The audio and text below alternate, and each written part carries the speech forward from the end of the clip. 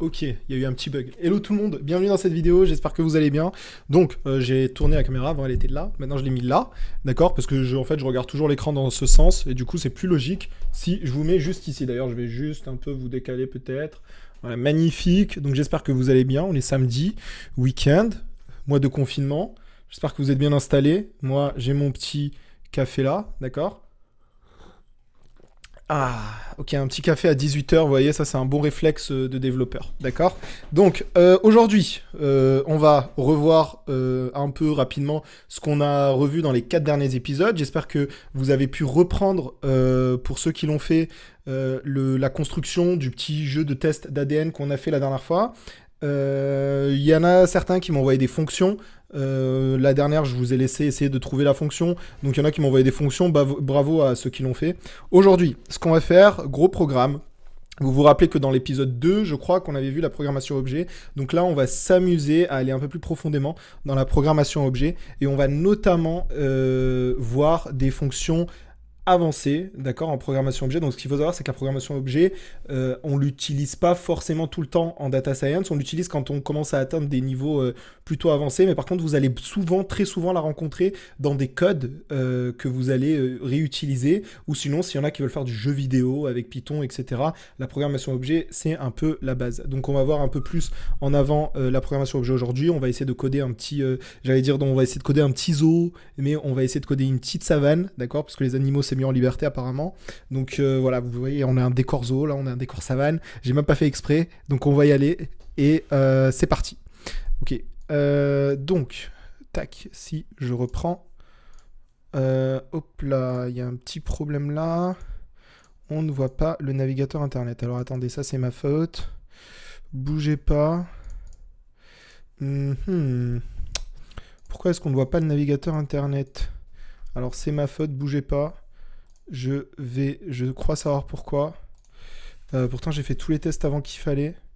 Et apparemment, OBS ne m'aime pas depuis quelques jours. Donc on va récupérer un navigateur internet et on va le mettre. Excusez-moi pour la petite gêne. Tac. Donc là, pour ceux qui voient ça, non. C'est pas ça qu'on veut. Normalement, ça marche, donc je comprends pas pourquoi il y a ce bug là. Normalement, le navigateur internet marche. Alors attendez, désolé hein, pour la gêne. Pourtant, j'ai fait tous les tests avant. Si je fais ça. Ok.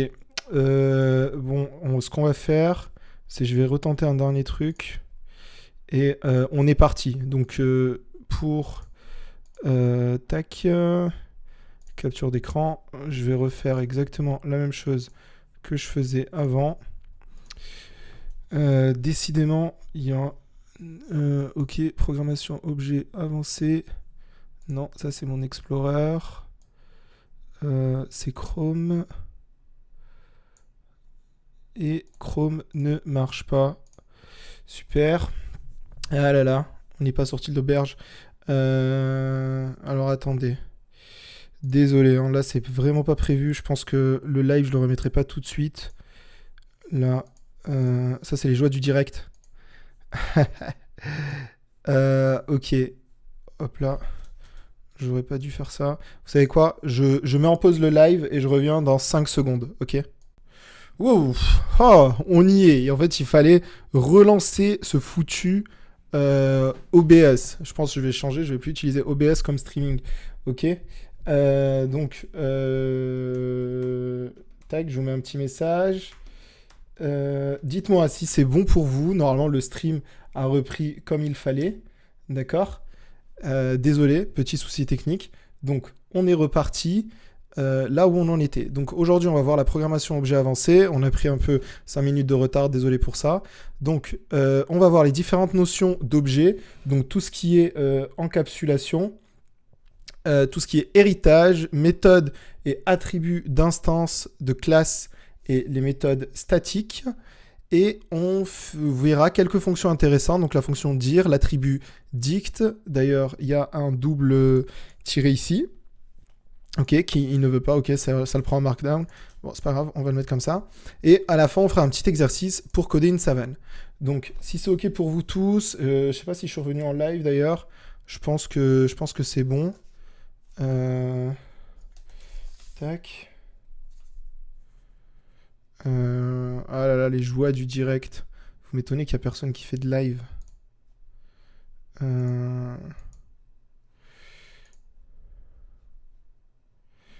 Normalement, c'est bon.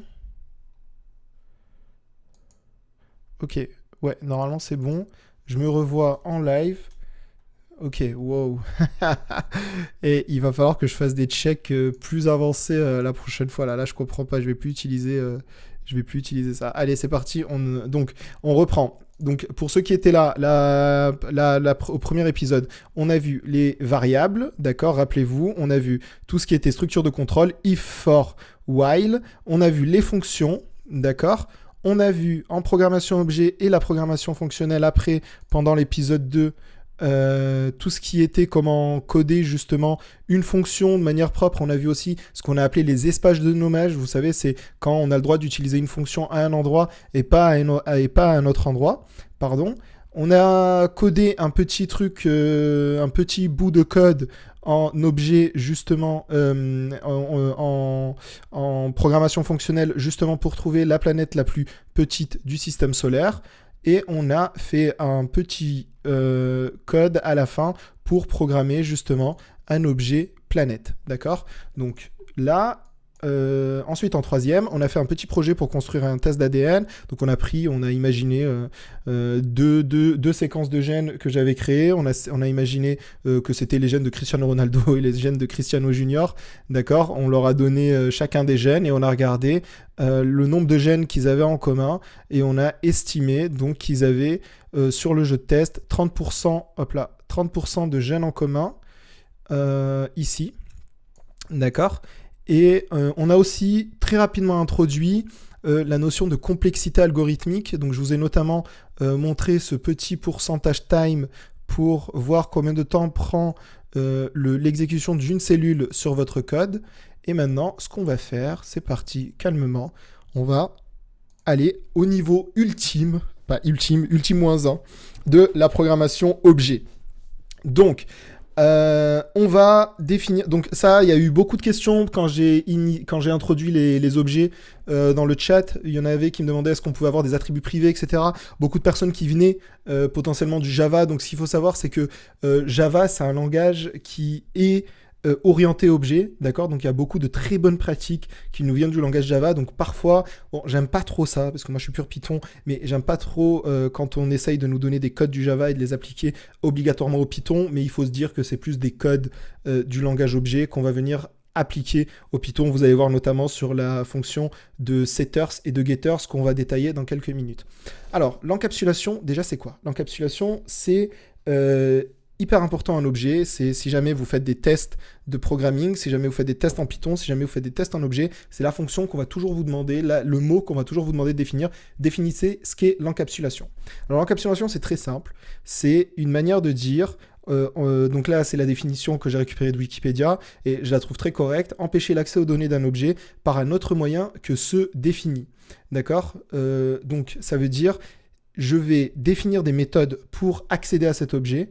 Et donc l'encapsulation, ça veut dire qu'on va vraiment encapsuler tout l'attribut de nos objets à l'intérieur d'eux-mêmes. Et donc si on veut y accéder, un peu comme si vous voulez, on va dire, pirater un réseau informatique ou pirater quelque chose, il vous faut ouvrir des ports, d'accord? Et donc il vous faut ouvrir des portes ou trouver des portes dérobées ou des portes directement accessibles. Donc dans le cas du Python, on va plus essayer de trouver des portes directement accessibles. Et dans le cas du langage objet, parfois, il y a des méthodes, on va dire, de hacking qui parviennent justement à trouver des moyens d'accéder à des objets, à des attributs de la classe par des moyens détournés, parce qu'en fait, la classe a été très mal définie ou mal définie. Et donc, ça permet justement d'avoir une sécurité aussi dans son code, de bien travailler sur l'encapsulation de tous ces attributs, faire attention que, je ne sais pas, si vous faites un attribut, si vous définissez par exemple un mot de passe d'un réseau Wi-Fi, si votre navigateur, si votre box internet définit sur un réseau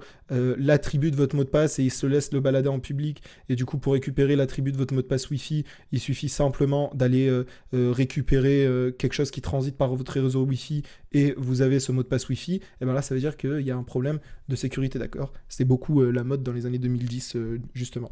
Donc on va définir ce qu'est un attribut privé. Donc en Python, on a underscore pour définir un attribut privé. Je vais vous donner un exemple tout de suite. Désolé, je bois mon café en même temps. Donc, on va définir un objet classe. Aujourd'hui, on va travailler plus avec des classes d'animaux. D'accord? Je vous ai dit, on va essayer de définir à la fin une savane. Ok, donc on va travailler avec l'objet animal. D'accord? Donc, on ouvre une classe. Ce qu'il faut savoir aussi, c'est la notion de classe et la notion d'instance que je vais vous définir après, qui est extrêmement importante. D'accord? Donc, dans un attribut privé, par exemple, si je veux dire, je veux définir une seule fois le nom de mon animal, d'accord, le type d'animal que c'est. Il ne va pas évoluer dans le temps, d'accord. Donc, si je définis mon constructeur, hop là, je définis mon constructeur, donc je vais donner race, on va appeler ça comme ça, race de mon animal, et je vais dire self race égale race. D'accord? Donc si je fais ça, et je définis par exemple un lion, et je dis animal, donc le lion c'est une instance de ma classe animale, extrêmement important ce que je viens de dire, cogiter, j'arrive, donc c'est une instance de ma classe animale, d'accord? Lion est une instance de ma classe animale. Donc ça veut dire que c'est la définition d'un objet. Lion est... je vais prendre beaucoup de raccourcis, mais si on dit que lion est un objet qu'on manipule, à peu près tout en Python et de toute façon est un objet qu'on manipule. Donc ça, quand je viens de le définir, lion est une instance de ma classe animale. D'accord? Je vais vous l'écrire ici.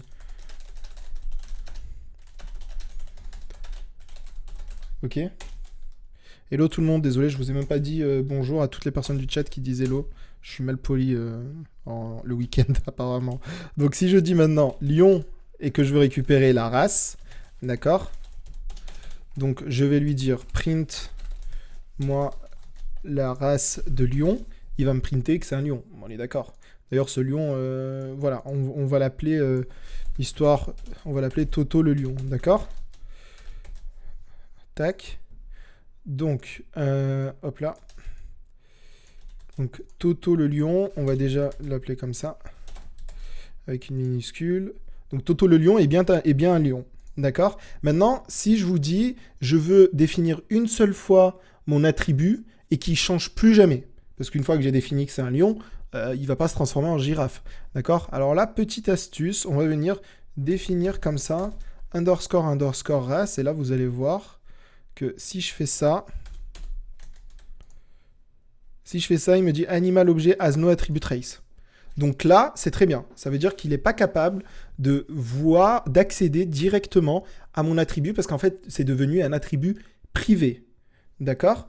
Donc maintenant, vous allez me dire, ok, mais si pour une quelconque raison, j'ai un lion je sais pas, un lion des montagnes et un lion de la savane, d'accord, qui sont deux espèces différentes, je crois, et je veux dire, en fait, je veux préciser que c'est un lion de la savane, d'accord? Alors comment je fais?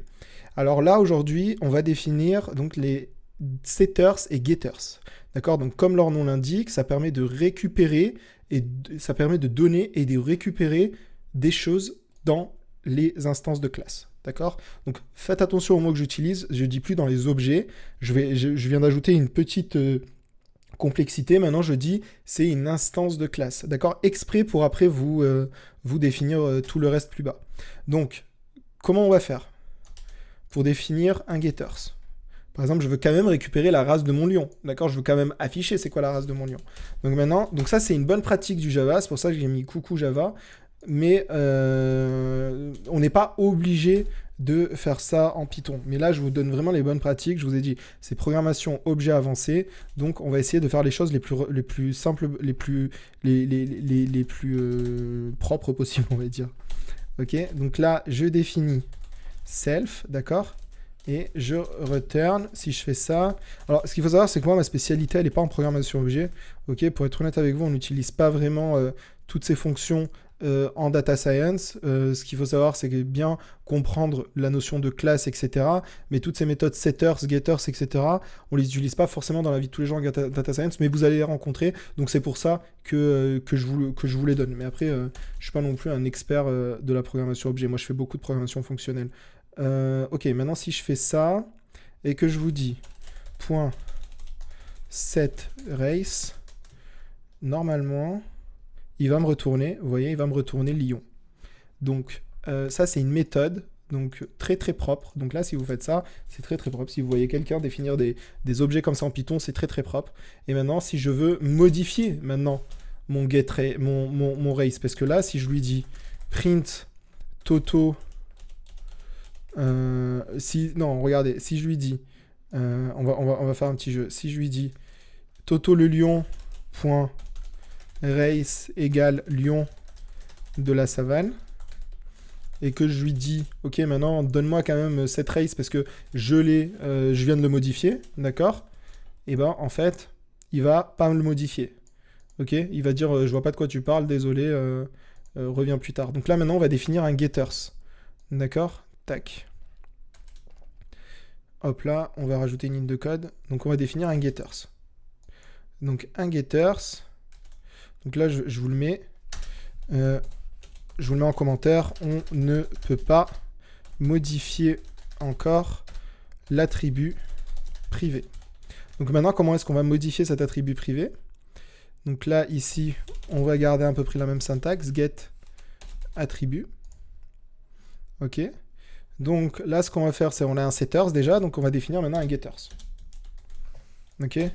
Donc, pour ceux qui s'intéressent aussi au Java, s'il y en a qui veulent faire du développement Android ou je sais pas, donc ces notions de programmation objet, on les retrouve, c'est exactement les mêmes dans tous les langages, hein, d'accord?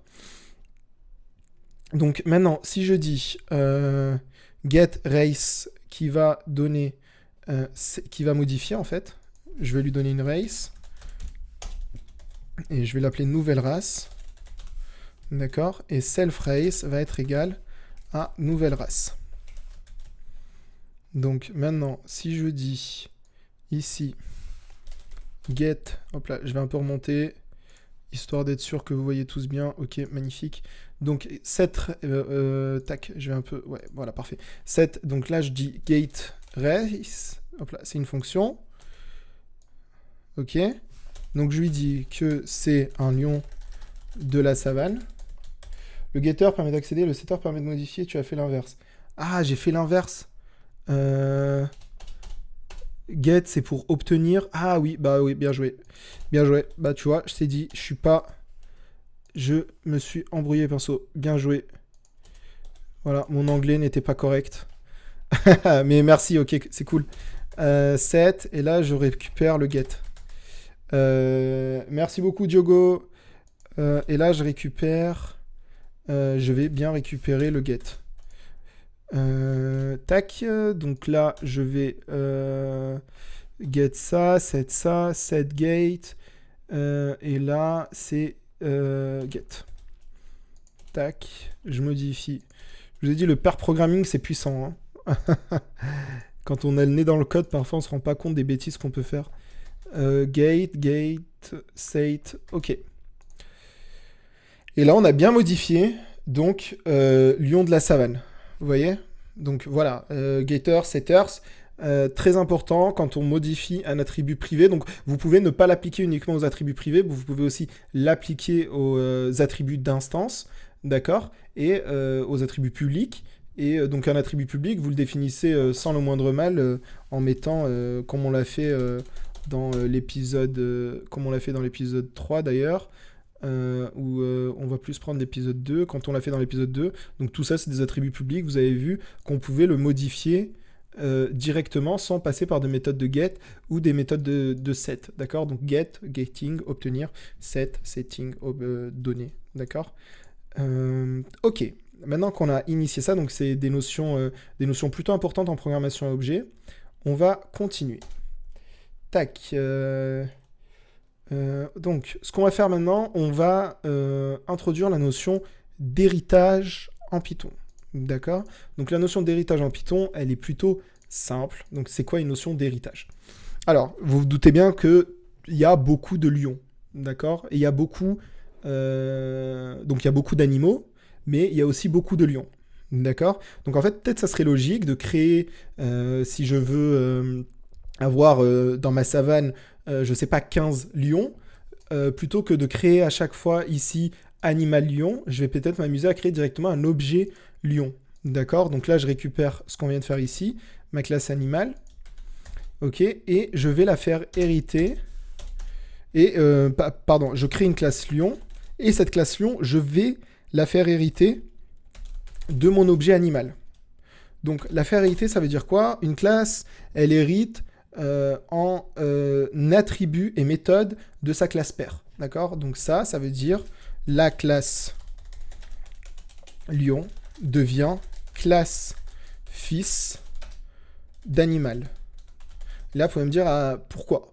D'accord? Vous allez voir peut-être que quand en fait, peut-être ce qu'on va faire, c'est qu'on va définir les félins.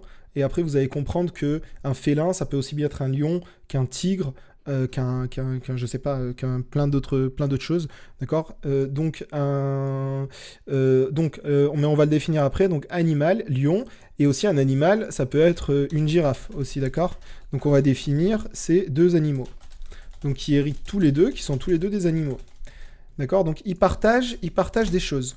Donc donc on va définir un attribut de classe, d'accord? Peut-être que l'attribut de classe, je le définis après. Donc on va le définir après. Pour l'instant, je vais juste vous définir la notion d'héritage, et la classe de girafe, je vous la définis après, d'accord? Donc un lion est un animal, donc un lion va récupérer tout ce que les animaux ont, d'accord? Donc ici, typiquement, il a que race, mais si je dis par exemple, qu'est-ce qui diffère, je sais pas, un animal peut avoir ou pas des poils. Donc vous savez quoi? Ici, on va définir félin. Ce sera beaucoup plus simple. Et on va dire nombre de pattes. Hop là. Égale 4. Ok? Et je sais pas si tous les félins sont carnivores, je pense. Et carnivore égale true. Donc ça, c'est un attribut que tous les félins vont partager. D'accord? Et le lion est un félin. Donc il va récupérer le fait qu'il soit carnivore et le fait qu'il a un nombre de pattes égal à 4. D'accord? Donc ici, pour le félin, ce qu'on va définir, tac, hop là. Ici, on va juste définir un félin comme ça pour l'instant. Ok. On va juste définir un félin comme ça. Et ici, donc on va définir def init, par exemple, la race de ce lion. Ok, si c'est un lion de la savane, un lion des montagnes. D'accord?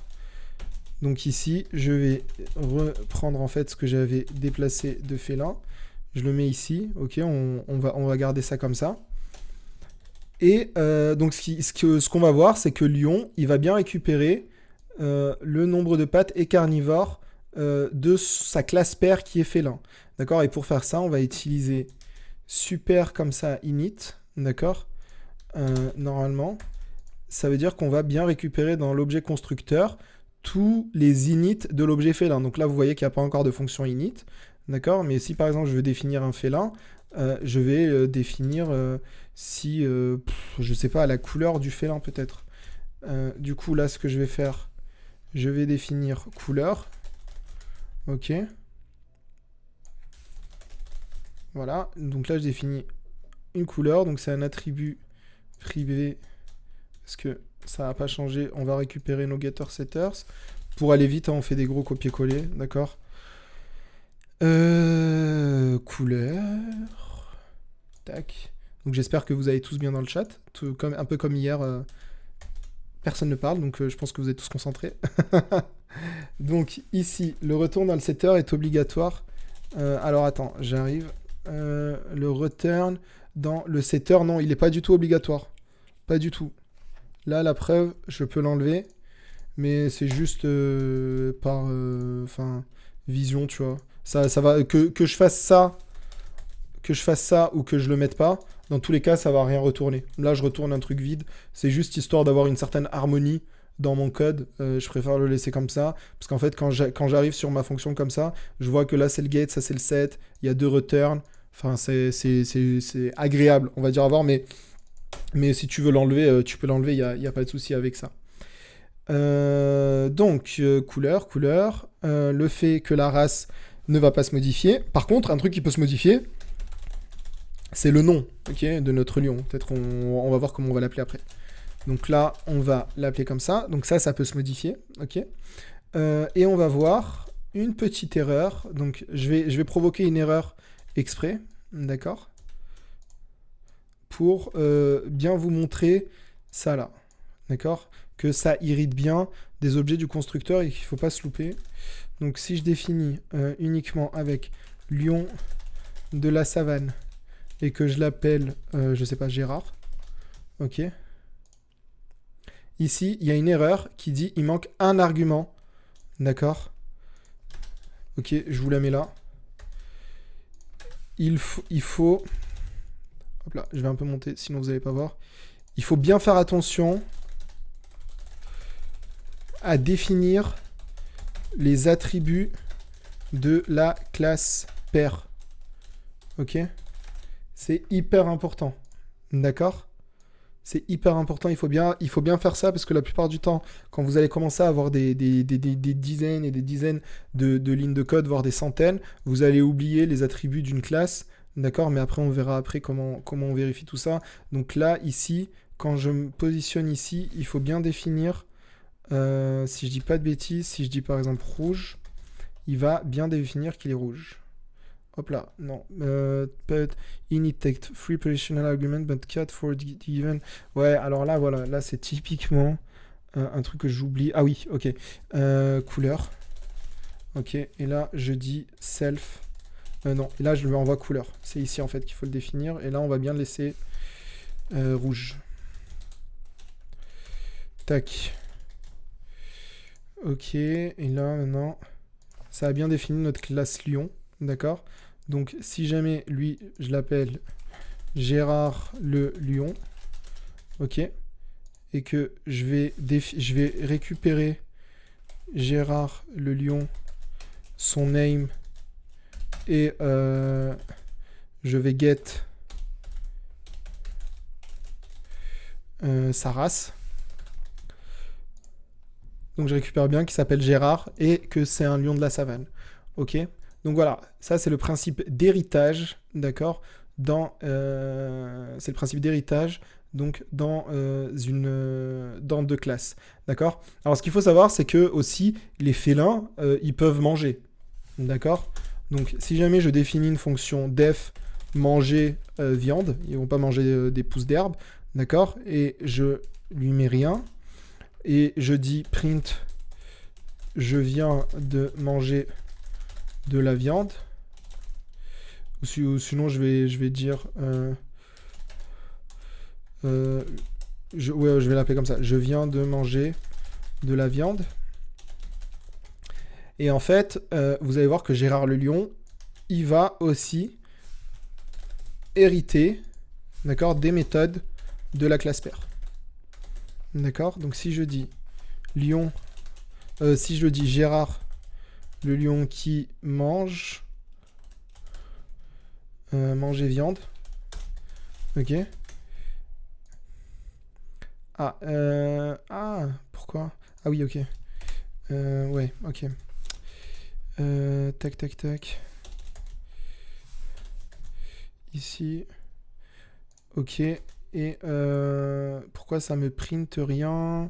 Gérard le lion manger viande, objet lion manger. Bah si, normalement c'est censé me printer, c'est pas gentil ça. Si je fais ça et que je l'appelle. Ah oui, ok, c'est un return, non? Ok, je viens de manger de la viande et il me return rien du tout. Et si je lui return, je vous dis ma spécialité, elle n'est pas un objet. D'accord? Donc parfois il y a des petits trucs comme ça. Ah, mais parce que ouais, mais il faut que je définisse après. Ok, si là il y a la même erreur, on le définira après là. C'est ce qu'on appelle les méthodes de classe et les méthodes statiques, d'accord? Et là, il n'a pas envie. Ok, donc on va le laisser comme ça. Et on va même lui donner ça. Je vous le définis après. Si je fais ça, est-ce que ça va marcher? Wow. Bon, il faut toujours que je redémarre tout ça là. C'est marrant, hein. Au bout de 30 minutes à chaque fois, OBS décide de m'annuler. D'accord. Donc là, je vois que c'est bon, je pense. Enfin, du moins, j'espère. Tac, je vous mets un petit message. Dites-moi si c'est bon dans le live. Ok. Je vais checker aussi de mon côté. Mais normalement, ça devrait être bon. Je pense. Donc buvez, prenez du temps. On est dans les temps pour l'instant, donc il n'y aura pas de souci. Dans ton instant, c'est pas la printer. Tu mets un print, fais que de l'appeler dans ton instant, c'est pas la printer. Oui, oui. Donc c'est effectivement ce qu'on peut faire. J'ai mis un print dans un print, ce qui est pas topissime. Euh,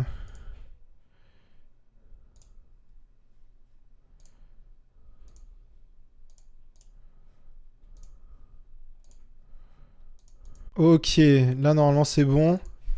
Je, je vais changer. Euh,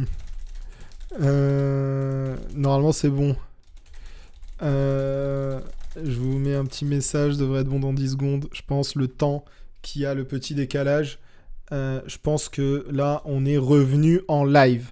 Ok, wow. Fou. Ah là là. Que d'aventure, hein. Je pense que mon ordi, il aime pas que je fais des lives tous les jours. Allez, c'est parti, on est dans les temps, vous inquiétez pas, tout va bien. Donc effectivement, dans le live, très très bon point. En fait, j'avais mis un print dans un print et du coup, ça faisait n'importe quoi. Du coup, là, j'ai juste printé dans manger viande et j'appelle manger viande. Et voilà, donc on voit bien que une classe fils récupère bien toute la méthode de sa classe père. Non, j'ai jamais regardé Python for Recherche sur EDX. Je pourrais jeter un coup d'œil si tu veux. Ce qu'il faut savoir, c'est que moi j'ai écrit un petit article d'ailleurs. Si vous voulez, je vous le mets après en description. Mais c'est justement pour commencer à coder et pour commencer à coder en data science. Donc si c'est pour faire de la data science, quand tu dis recherche, non, je l'ai jamais vu. J'ai jamais vu ce MOOC, mais j'ai référencé pas mal de MOOC. Tiens, je te le mets dans le live. Hésite pas à jeter un coup d'œil après le live si jamais ça te dit. Ok, bon c'est bon, on est bien dans les temps là pour aborder les dernières notions. Ok, allez, on est reparti. Donc là, on va voir ce que c'est les méthodes d'attributs, d'instances, de classe et les méthodes statiques. Donc là, je vous invite à boire un verre d'eau, d'accord? Parce que pour être honnête avec vous, même moi, j'ai dû rechecker la documentation Python qui est ouverte juste ici, d'accord? Juste histoire d'être sûr que j'avais pas oublié tout ça, pour vous dire à quel point en data science on l'utilise pas, mais c'est extrêmement important de savoir ce que c'est parce que vous allez les voir dans tous les codes, d'accord? Mais voilà, donc accrochez-vous, buvez un petit verre d'eau, faites le vide dans votre esprit et c'est parti. Ok. Donc, une méthode d'attribut, une méthode d'instance, une méthode de classe, une méthode statique. Qu'est-ce que c'est? On va les définir les uns après les autres. D'accord? Donc, vous avez de la chance, on a déjà défini un attribut de classe et c'est passé sans même que vous vous en rendiez compte. Donc, félin ici, d'accord? C'est un attribut de classe. Je vais vous montrer tout ça tout de suite. D'accord? Ici, je vous le mets en grand. C'est un attribut de classe. D'accord? Tac. Yes, je vais checker le syllabus et je te dis au prochain live si tu veux. Donc c'est un attribut de classe. Donc un attribut de classe, c'est quoi? Et c'est pour ça qu'au début, me suis amusé à vous dire que ici, Lyon, Gérard le Lion, c'est une instance de la classe. Alors préparez-vous, gros suspense, mais en fait, le truc, c'est que une classe, c'est quelque chose qui est défini, d'accord? Et après, on a des instances de cette classe. Donc, c'est comme si on avait des mini-classes, d'accord, mais qui ont toujours ce lien avec cette classe. Donc si si je redéfinis un attribut de classe, ça va redéfinir mon attribut pour toutes les autres classes, d'accord. Je vais vous montrer tout de suite. Typiquement, si je décide d'amputer tous mes félins d'une patte, d'accord. Donc ici, j'ai Gérard le lion, d'accord. Je vais faire un autre lion qui sera un lion des montagnes, d'accord. Et le lion des montagnes, qui va s'appeler, je sais pas, Hakim, d'accord. Qui sera, ici j'ai mis un lion rouge quand même. Personne, hein, ça voit les prints, mais un lion rouge, ça dit rien. Donc ici, on va dire un lion des montagnes, c'est marron, d'accord, j'en sais rien. Et lui, donc je vais l'appeler Hakim le lion, d'accord. Hop là. Et tac. Et maintenant, on va voir ensemble que Hakim le lion et Gérard le lion ont bien 4 pattes. D'accord. Ça paraît idiot de dire ça comme ça, mais on va checker tout ça. Nombre de pattes. Et je vais printer aussi le nombre de pattes de Hakim. Ok. De notre lion Hakim. Allez, c'est parti. Donc, normalement, vu qu'on vit dans un monde cool, ok, ils vont avoir 4 pattes. Ok, donc ils ont tous les deux 4 pattes. Ça marche. Et maintenant, je décide, bam, d'amputer tous mes félins. D'accord. Donc là, qu'est-ce que je peux faire? Je peux peut-être essayer de faire ça. Je vais dire Gérard, nombre de pattes, égale 3. Ok, on va voir ce que ça donne. Et je vais reprinter tout ça. Ok. Et effectivement, ça vient modifier le nombre de pattes de Gérard. D'accord, de Gérard le lion, on voit que maintenant il a 3 pattes. D'accord. Mais si je m'amuse à faire ça pour tous les lions qu'il y a sur Terre, ou si je m'amuse à faire ça pour tous les lions que j'ai définis, à chaque fois m'amuser à faire copier-coller comme ça, comme ça, comme ça, comme ça, comme ça pour tous mes lions, ça va être un peu chiant, d'accord, on va pas se mentir. Le truc, c'est, rappelez-vous, never repeat yourself, ok, on va jamais tenter de se répéter. Et pour ça, Python nous invite à modifier toutes nos classes. Donc si je dis félin, nombre de pattes égale 3, d'accord, et que je reprends ça et que je vais printer Hakim et Gérard, le nombre de pattes, et ben paf, je viens d'amputer tous mes félins. Et là, on vient de donner la notion hyper importante d'attribut de classe, et ça, vous allez la voir hyper souvent. D'accord. Quand vous définissez, par exemple, je sais pas, si vous voulez définir la population de l'humanité, et d'un coup vous dites tous les gens meurent, et ben vous avez le pouvoir de faire comme Thanos, vous savez, bam, et ben vous allez amputer les gens de leur vie. D'accord. Ou lui, il a amputé 50% des gens. Mais vous pouvez vous amuser à amputer 50% des gens si vous voulez. Il faut juste définir une classe gens sauvés, gens pas sauvés. D'accord. Ou sinon, si vous voulez faire encore mieux, vous définissez une méthode aléatoire pour dire sur quelle instance vous allez modifier si les gens sont morts ou pas, grâce à Thanos des Avengers, pour ceux qui ont la référence.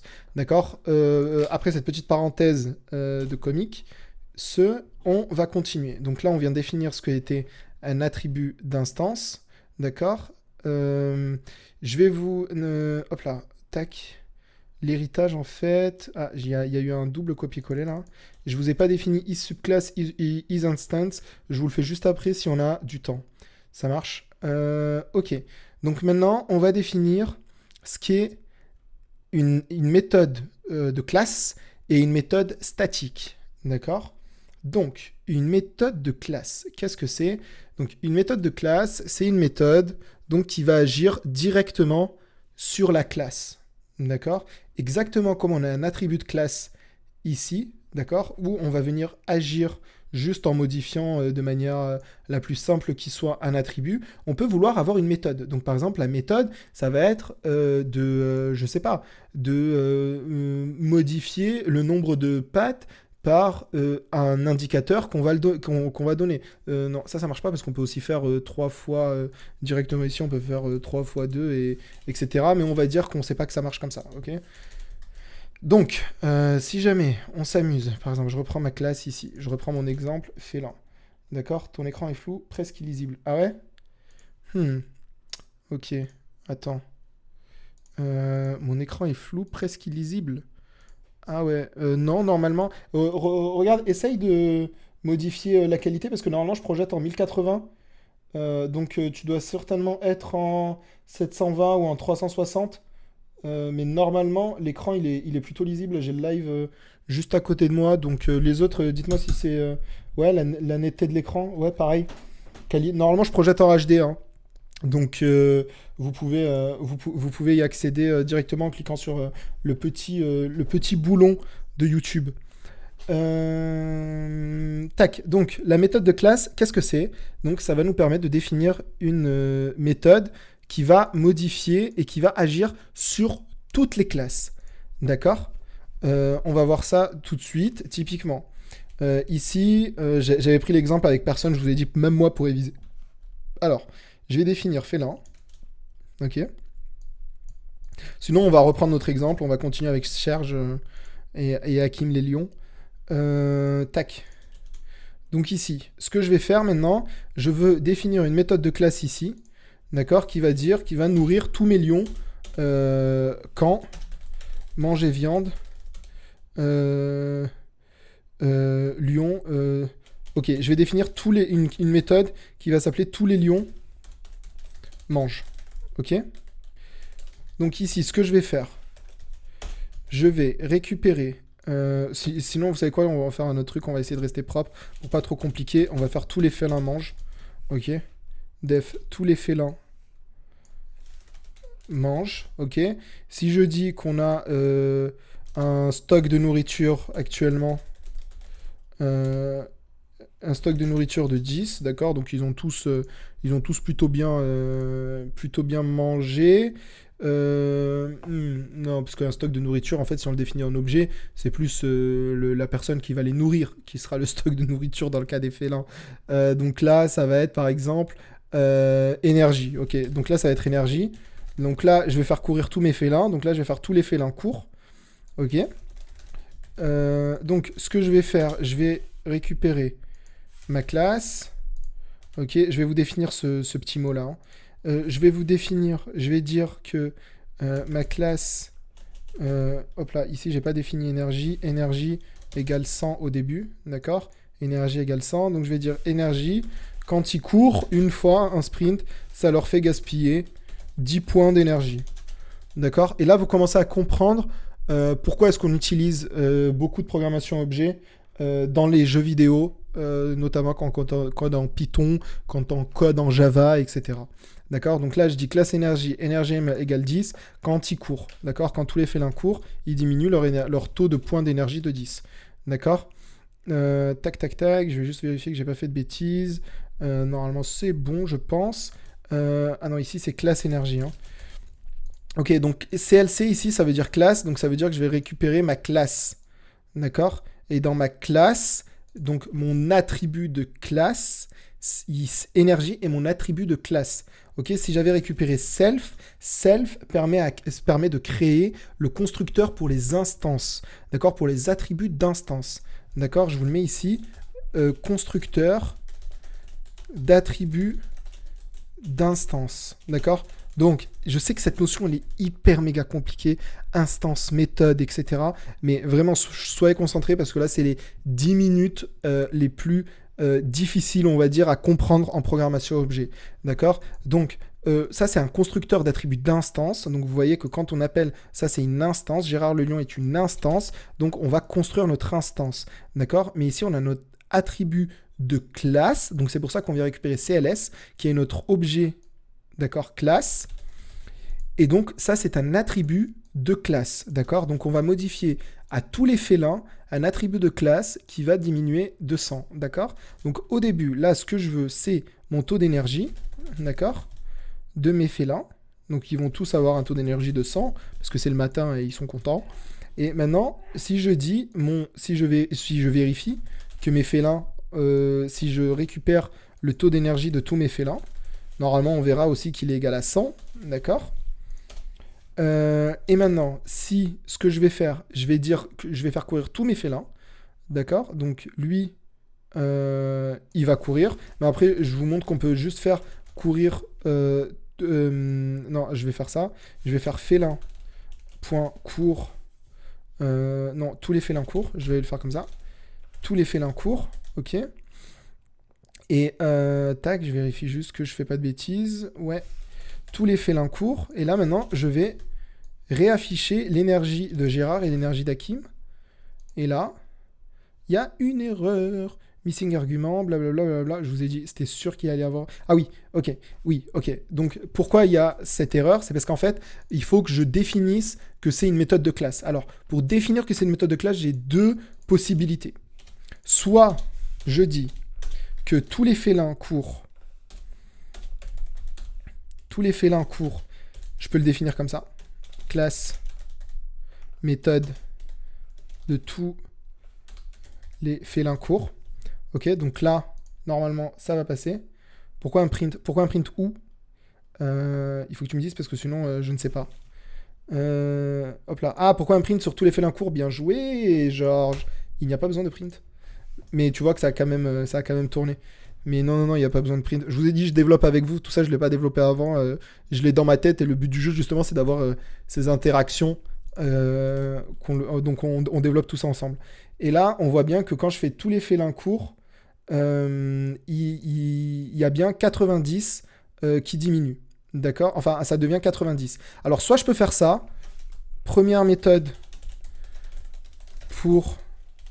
Hop là. Ah, ok, je vais le faire comme ça. Première méthode pour définir une méthode de classe. Ou sinon, je peux utiliser ce qu'on appelle les décorateurs. Donc rappelez-vous, j'avais même fait un petit décorateur, je crois, dans la dernière vidéo. Et j'avais dit, par exemple, un to-do, je crois. Tac, tac, tac, tac, tac, tac. Ok, il a disparu. Si je fais un gros CTRL-F. Voilà, j'avais mis un to-do comme ça. Donc ça, c'est ce qu'on appelle des décorateurs, d'accord, en Python. Donc ici, il y a des décorateurs qui servent à expliquer à mon code Python que ceci est une méthode de classe. Donc là, je mets un décorateur classe méthode. Donc si j'enlève ça et je fais ça, vous allez voir que normalement, ça marche aussi, ou pas. Missing one argument, tac, tac, tac, pourquoi est-ce que je l'ai bien marqué Ah oui, parce que je ne l'ai pas mis sur le bon. Ok, donc là, normalement... ok, ça marche. Ok, donc ça, c'est un exemple parce que j'étais sûr que j'allais faire des erreurs avec les méthodes de classe et les méthodes statiques. Donc, c'était juste un rappel. Ce qu'il faut savoir, c'est que quand vous développez, vous allez toujours tout googler. D'accord? Et plus vous allez avoir de l'expérience, plus vous allez savoir quoi googler. D'accord? Donc Stack Overflow, comme je vous l'avais dit, est votre ami. Ok, donc là on vient de définir une méthode de classe. Donc typiquement une méthode de classe, ça permet de faire une méthode, donc de faire une fonction qui va interagir sur toutes les instances de cette classe. Donc c'est hyper important, toutes les instances de cette classe, d'accord. Des méthodes qui permettent de compiler ces fonctions en Python. J'ai pas trop compris. Sinon, classe méthode, ça marche aussi, non? Oui, il y a classe méthode aussi qui marche aussi. C'est ce que je viens de faire ici. Césarus, j'arrive pas à comprendre ce que tu veux dire. Il n'y a pas des méthodes qui permettent de décompiler ces fonctions en Python. Tu entends quoi par décompiler? Ça veut dire annuler classe méthode, lui dire que c'est pas une classe méthode. Je sais pas. Je sais, mais je pense qu'on n'a pas de raison de faire ça. Donc je te dirais que non. Sinon, n'hésite pas à reformuler ta question. Donc ensuite, static method. Donc alors static method, c'est le truc que vous allez rencontrer une fois sur 1000. D'accord? Mais enfin, une fois sur 1000, je suis méchant de dire ça. En fait, c'est un truc que je peux faire à peu près ce que je veux dedans. D'accord? Et en fait, par exemple, ça peut ou pas ne prendre d'argument. Mais en fait, typiquement, à la place de faire une méthode qui va être dans un module ou dans une librairie, je peux décider de mettre une fonction dans mon objet. D'accord? Donc, typiquement, félin, ici, je peux décider de dire, par exemple, je sais pas, par exemple, je vais dire pour les félins, enfin, je sais pas, je vais dire couleur. Non, même pas, je sais pas. Je vais dire nombre de félins, d'accord? Et je vais donner mon nombre de lions, ok? Mon nombre de tigres, ok? et je vais dire return nombre de lions plus nombre de tigres. Ok, donc là c'est un exemple, hein, c'est un exemple pas vraiment pertinent, mais c'est juste pour vous expliquer. Donc une méthode statique, en fait, c'est une méthode qu'on peut appeler et qu'on peut faire un peu ce qu'on veut dans les méthodes statiques. Donc typiquement ici, si je refais ça et que je dis print hop là, et que j'appelle félin. Comment je l'ai appelé déjà? Elle sert tellement à rien que je sais même plus comment je l'ai appelé, nombre de félins. D'accord, et je donne un nombre de tigres et un nombre de lions, donc qui sont pas du tout définis dans ma classe. Et bien ici, je dis il y en a 3. Hop là, ici j'ai fait une bêtise. Non, c'est bon. Ici, je dis, hop là, je remonte. Désolé pour si parfois vous voyez pas. Donc ici, je dis il y en a 3. Ok, c'est mon verrouille number qui marchait pas. Ici, je dis qu'il y en a 2. Normalement, ça va me retourner 5, quoi. Voilà, donc là, ça me retourne 5. Donc vous voyez, en fait, c'est une méthode qui nous permet, static method, de définir des fonctions dans nos objets, donc qui ont potentiellement rien à voir avec les objets, mais il vaut mieux que ça ait à voir avec les objets. Donc voilà, important à savoir, méthode statique. Donc méthode statique, exactement pour la même chose. On peut définir une méthode statique par un décorateur, ou on peut le définir avec une fonction qui va être, comme vous vous en doutez, à la place d'avoir class méthode, on va avoir static méthode. Ok. Static méthode comme ça. Et ici, on va dire qu'il s'agit bien de nombre félin. Nombre de félins. Ok. Et ici, on va mettre un petit commentaire. Comme ça, moi, je vous laisse les deux pour ceux qui veulent le reprendre après. Sur GitHub. Je vous laisse les deux ici. Première méthode pour définir une static méthode. Ok. Et là, on est bien. Ok, donc vous voyez que ça marche aussi si jamais je mets la fonction static méthode comme ça. Je vais vous laisser tout ça. Ça vous donne des exemples. Moi, je m'en suis servi pour vérifier que j'allais pas vous dire de bêtises. Tac. Ok, donc fonction dir. Donc renvoie une liste. Le dir contenant les attributs et méthodes. Ce que je vous disais, parfois ça peut être intéressant de savoir tous les attributs et toutes les méthodes que possède une classe finalement. Donc là ici en fait il suffit de dire dir félin. Et là ça nous renvoie une liste de tous les attributs et classes que possède notre objet félin. Alors ici, d'accord, c'est tout ce qui est méthode d'objets en Python. Ok, donc vous reconnaissez certaines des méthodes qu'on a utilisées, def init, d'accord, notamment pour le constructeur. On va utiliser, je vous invite à utiliser def string. Donc typiquement, c'est quand vous printez un félin, vous dites je suis un félin, d'accord. Peut-être on peut même le démontrer l'utilité ici. Si jamais on dit dans notre félin, on dit def string. Je crois que ça prend quoi? Ça prend self. Et je dis print je suis un félin. D'accord? Ici, si je print... Ah non, attendez. Non, là j'ai fait une erreur, ok. Je crois qu'il y en a qui l'ont vu. Si je fais ça et que je retourne ça, je crois normalement, c'est comme ça que ça marche, non? Le def string. Class main félin. Et... il n'a pas envie. Pourquoi print félin? Normalement, quand je dis print moi félin, il est censé me retourner ça, non?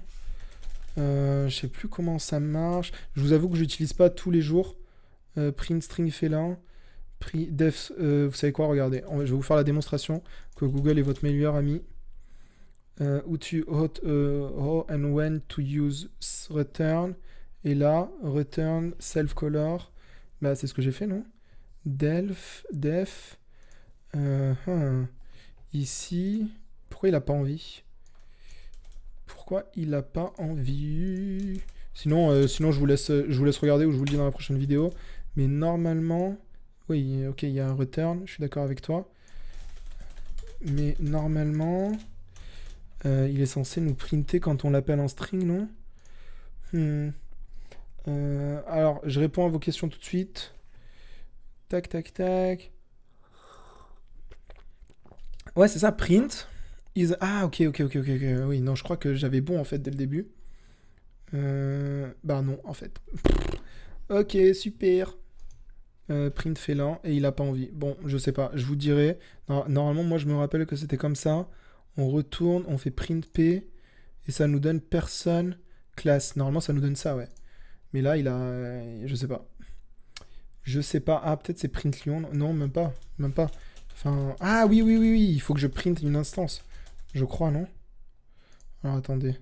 Voilà, je suis un félin. Ok, tu dois me printer l'objet et non la classe. Ouais, bien joué, Diogo, pareil. Je print l'instance de la classe, donc je print l'objet, effectivement, et pas la classe. Bien joué. Donc je print Gérard le lion et ça me donne bien je suis un félin. Donc vous voyez qu'il y en a plein. Il y a plein de méthodes d'objets comme ça.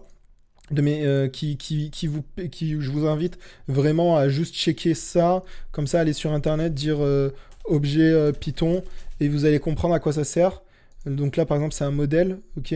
Donc, vous allez pouvoir vous amuser comme ça, à définir tout ça. Et tout ce qui est à la fin, donc c'est les vôtres, ok. Et donc voilà, n'hésitez pas à définir, à vous amuser avec dire comme ça.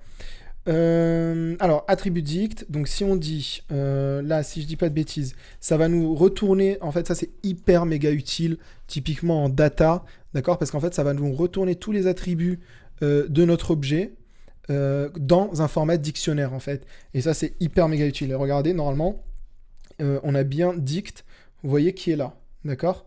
Donc si je fais underscore dict, comme ça, de Gérard le Lion, il va nous dire Gérard le Lion, la couleur c'est beige, il va nous mettre la classe comme ça aussi, race Lion de la savane et name Gérard.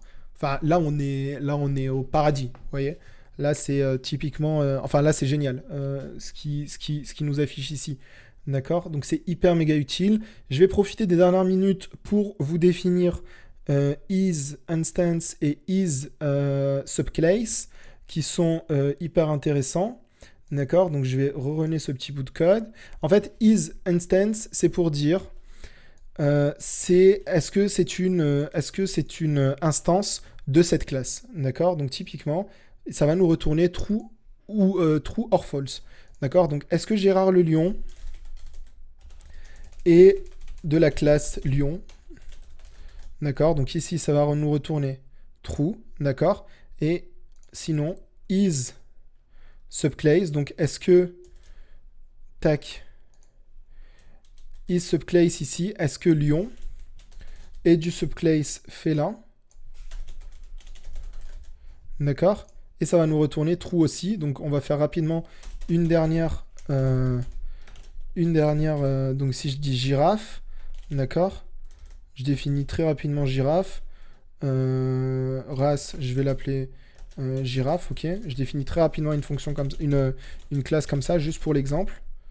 D'accord. Et ici, vous allez voir que si jamais je fais is subclass girafe félin, d'accord. Je sais pas si je l'ai bien runné, le bout de code en haut. Girafe félin. Ok, si je fais ça, il va me dire c'est faux. Ok, ça veut dire que non, girafe n'hérite pas de félin. Donc c'est super utile, toutes ces fonctions, dict, dire, etc. Quand vous n'avez pas envie de remonter tout en haut de votre code, ou quand vous n'avez pas envie de retourner dans un autre fichier, ou quand vous importez, encore pire, des classes d'un autre fichier, d'accord. Donc c'est hyper utile, ok. Donc là, on vient de définir vraiment les objets, tout ce que je pense être important sur les objets pour ce 4e épisode de programmation objet avancé, d'accord. Donc je vous laisse faire un petit exercice de coder une savane. Donc amusez-vous à coder n'importe quelle savane. Définir des éléphants, définir leur âge, leur taille, leur poids, des différents animaux, les liens entre les différents animaux, d'accord. Et vous pouvez m'envoyer le code, je pourrais montrer le code et le review dans l'épisode de demain si vous voulez, ou dans un épisode prochain. Donc n'hésitez pas à mettre votre code en commentaire, ou sinon en commentaire en fait de la vidéo, c'est plus simple, comme ça au moins je peux le voir et je peux le copier-coller, et si jamais vous avez des erreurs, on peut s'amuser à le modifier ensemble, et je peux aussi vous donner mon avis sur votre code, d'accord. Donc aujourd'hui on a vu Aujourd'hui, ça a été très chargé, hein. Franchement, j'espère que vous allez bien vous reposer ce soir avant notre épisode de demain. Donc aujourd'hui, on a vu l'encapsulation, d'accord? Rappelez-vous, c'est un attribut privé. On a vu les bonnes pratiques, donc get, set, merci encore dans le live parce que je m'étais trompé entre le get et le set, d'accord? On a vu c'était quoi un héritage d'une classe, donc typiquement classe père, classe fils. D'accord. On a vu deux petites fonctions sympas qui sont isInstance et isSubclass. On a vu beaucoup de choses. Méthode d'attributs d'instance et de classe statique. Alors ça, vraiment, je vais pas insister plus que ça pour être honnête dans les lives, mais il faut l'avoir en tête parce que vous allez le retrouver. C'est pas ce que vous allez utiliser tous les jours. Je vous le dis honnêtement, c'est pas du tout ce que vous allez utiliser tous les jours. Mais c'est hyper important de l'avoir en tête. D'accord? Surtout si vous voulez transitiver, ou je ne sais pas comment on dit, vers du Java. D'accord? Donc on a vu méthode de classe et on a vu les petites méthodes sympas qui nous permettent de récupérer ici notamment la liste de tous les attributs et méthodes. D'accord? Et qui nous permet aussi de récupérer un dictionnaire d'une instance de classe qui est toujours très agréable, surtout quand on fait de la data et vous allez voir que ça sert. Dans l'épisode de demain, on va voir. On va introduire les librairies en Python pour faire des mathématiques. Donc NumPy, on va aussi commencer à plotter, on va visualiser. Donc demain, on va commencer à démarrer tout doucement, commencer à voguer tout doucement. Et maintenant qu'on a un peu bien abordé la programmation objet, plus vers de la programmation fonctionnelle, avec les fonctions mathématiques, avec la visualisation de graphes, peut-être si on a envie, la visualisation de figures, etc. Donc on va commencer à voguer tout doucement vers ça, qui nous amènera la semaine prochaine vers notre journée, vers notre voyage vers la data science et l'intelligence artificielle. J'espère que ça vous a plu. Comme d'habitude, likez, partagez la vidéo. Dites-moi en commentaire de la vidéo et pas dans le chat, s'il vous plaît. Vraiment, en commentaire, c'est important pour faire connaître un peu la chaîne, de la vidéo, ce que vous en avez pensé, si ça vous a plu, si ça vous a pas plu, pourquoi. Tout ça, je le mets sur GitHub dans même pas 10 minutes. Et je vous dis à demain, toujours pareil, demain, ici, à 10h. J'espère que ça vous a plu. Désolé encore pour tous les bugs. Et ciao, passez une bonne soirée et à demain. Bah voilà, c'est tout. Salut.